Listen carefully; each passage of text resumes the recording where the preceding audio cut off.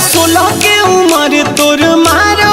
फान के मान के बात तोर गलियों में जान गे बेचारा झूठो के हल्ला कर ले मन के बात जान गनी कुछ जान गनी हमने सबके बताओ डबल चोटी बांधे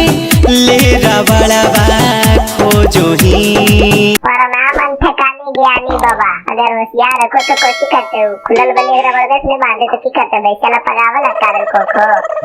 कब की खोजो ये हो बताओ भाई बा हमें सब तो कुछ नहीं कर लिए जब बैठ के खाली बकवास और ये सब बताओ सेब नहीं अनरवा तू तो गजरा खोजो ही अरे तू लग रहा तो सही बोल रहे यार सकलिए से मतलब अकालिए से उसने छुछुंदर लग रहा था हाथ से गजरा मछली में तो सबको तो जन बतिया बोलते ऐसे जदी करा में त लूट लेतोगे उठावा के लाली सबे चूस लेतोगे वाह बाबू मन खुश कर देने तू बोल के नहीं फिर तोरा सवासी कुल तो का तो बाबू से के बेटे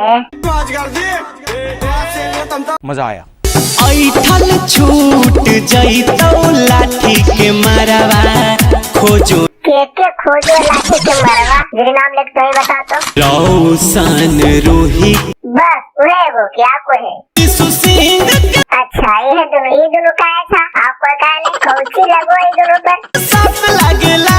तो भाई लोग वीडियो कैसा लगा वीडियो अच्छा लगे तो लाइक कर दिए चैनल पहली बार आए हो तो सब्सक्राइब करके बेल नोटिफिकेशन के ऑल पे सेलेक्ट कर दिए ताकि हमारे हर एक वीडियो की नोटिफिकेशन तो सबसे पहले पहुंचे तो मिलवा इस वीडियो के साथ वापस तब तक के लिए